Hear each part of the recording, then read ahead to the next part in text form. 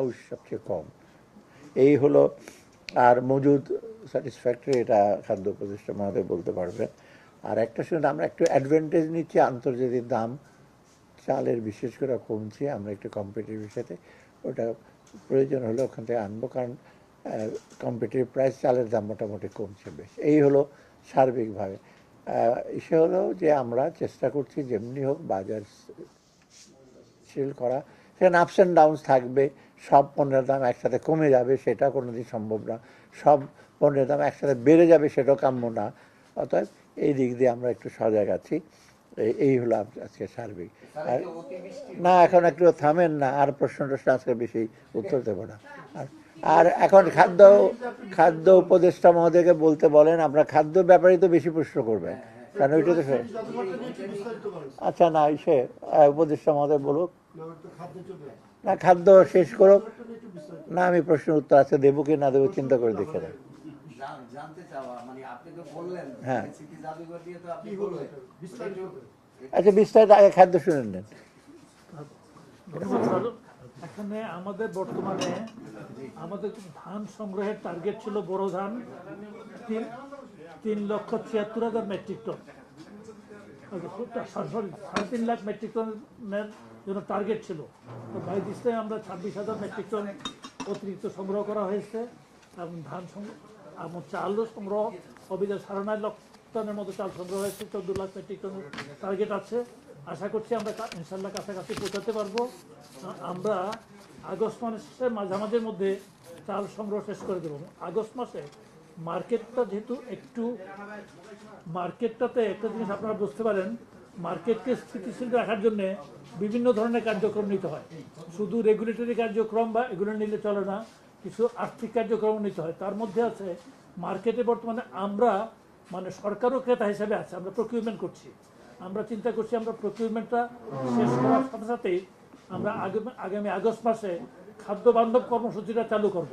খাদ্য বান্ধব কর্মসূচিটা আমাদের যত ধরনের আর্থিক কর্মসূচি আছে খাদ্য সংক্রান্ত সবচেয়ে ফলপ্রসূ, সবচেয়ে বেশি পরিমাণে সেটা হচ্ছে এখানে আমরা প্রতিটা পরিবার 30 কেজি করে, গতবার 50 লাখ পরিবার পেতেন, মাননীয় অর্থ উপদেষ্টা এটাকে এবার 55 লাখ করে দিয়েছেন।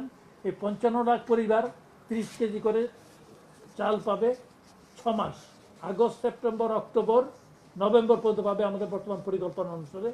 এরপর ডিসেম্বর, জানুয়ারি পাবে না, আবার ফেব্রুয়ারি, মার্চ পাবে। এইভাবে এটা হবে। এতে করতে আমরা আশা করছি যে বাজারটা তুলনামূলকভাবে একটু কম হবে। তারপরে আমাদের আরেকটা বিষয় আমরা হিসাব নিকাশ করেছি যে আমাদের সংগ্রহ যদিও ভালো, কিন্তু আমাদের অনেক ধরনের সীমাবদ্ধতা আছে। আমাদের দেশে উৎপাদন সহ সমস্ত সীমাবদ্ধতা আছে। তার জন্য আমরা হিসাব করেছি যে নভেম্বর পর্যন্ত আমাদের নিরাপদ খাদ্য মজুদ বলতে একটা জিনিস বোঝায়, সেটা হচ্ছে 13.5 লাখ মেট্রিক টন চাল গম মিলে রাখতে হয়, কিছুটা কম পড়ে যাবে। তা আমরা আমনে বন্যার কোনো ঝুঁকি রাখি নাই, যাতে কোনো আমনে বন্যা হতে পারে এটা ধরে নিয়ে আগাম প্রস্তুতি হিসেবে আমরা 4 লাখ মেট্রিক টন চাল সরকারিভাবে আমদানির জন্য করছি, অ্যাজ ওয়েল এজ প্রাইভেট সেক্টরকে আমদানির জন্যে আমরা বাণিজ্য মন্ত্রণালয়কে আমরা লাইসেন্স দেওয়ার জন্য 5 লাখ মেট্রিক টন চাল আমদানির লাইসেন্স দেওয়ার জন্য বিভিন্ন লোককে বিভিন্নভাবে ভাগ করে দেয়। গতবারও 15-16 লাখ টন দেওয়া হয়েছিল, এনেছিল 5 লাখ টনের রকম। এখন যদি তাদের এনে পোষায়, বাজারে যদি ভালো কমফোর্টেবল হয় তাহলে আনবে তারা। আর সরকারিভাবে আমরা 4 লাখ মেট্রিক টন আনবো, এটুকুই আজকে সিদ্ধান্তটা আমাদের ছিল।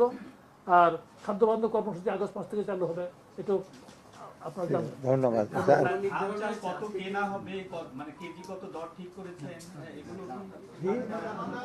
দর আগেই ঠিক করা হয়েছে, আজকে আমার টার্গেটগুলি বলা হলো।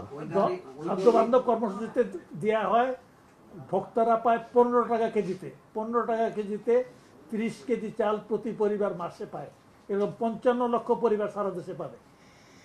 ঠিক আছে, এখন আর কি একটা বিষয় যে অতিবৃষ্টি এবং এই যে বিভিন্ন জায়গায় জলস্রোত হচ্ছে, এতে কি আমাদের খাদ্যের কোনো ঘাটতি হবে? না, এটাই তো বলো না যে আপনার শোনেন নাই ভালো করে, উনি বলে কন্টিনজেন্সি আমরা হিসাব করেছি, এমন শর্টফল হতে পারে। এখন মাঠে কিন্তু স্ট্যান্ডিং ক্রপ বলতে যেটা বোঝায়, তরিতরকারি অত্যন্ত ক্ষতি হয়েছে, কিছু তরিতরকারি ক্ষতি হয়েছে, সব আপনারা দেখেছেন। কিন্তু বর্তমানে আউশ কিছুটা আছে করে, আমন তো নাই, এখন সবে মাত্র রোয়া হচ্ছে আর বীজতলা তৈরি করা হচ্ছে, বড় উঠে গেছে, বুড়ো বেচা কেনা চলছে।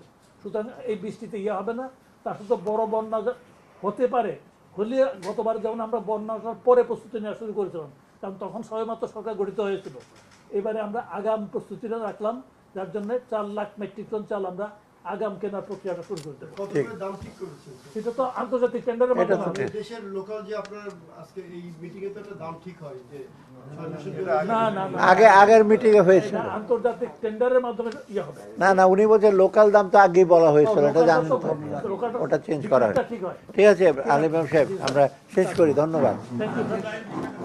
ভাই, স্মৃতি জাদুঘর নিয়ে বলে যাও। স্মৃতি জাদুঘর কি? স্মৃতি জাদুঘর 5 অগাস্ট আপনারা দেখবেন, এটা কোথায়? ওই গণভবনকে যে বানাচ্ছে ওটাই ওইটা একটু বলেন। না ওটা আমি বলবো, আমি তো আর্কিটেক্টর না, আমি প্ল্যানার না, ডিজাইনার না। হ্যাঁ, সব কিছু দেওয়া হয়ে গেছে, সব। সবকিছু কত টাকা? না, হ্যাঁ, সেগুলো আছে, চুক্তি আমরা নাম বের করে নেন সব। না আমি এগুলো স্পেসিফিক বলবো না, জানেন কোন কোন সে পাওয়ার প্ল্যান্ট, সবগুলো পাওয়ার প্ল্যান্ট আপনারা জানেনই তো, কাদের সাথে আমাদের চুক্তি আছে দেশে বিদেশে, ওগুলো সবগুলোই রিভিউ করা হবে। আর এটা লিগাল ইস্যু তো, এটা চুক্তিগুলো, সেই জন্য আমরা আইনি ইস্যু লাগবে, যেটা হাইকোর্ট থেকে আদেশ দেওয়া হয়েছে, এটা আইন এটার পর্যালোচনা করবে। ঠিক আছে, পাওয়ার প্ল্যান্ট।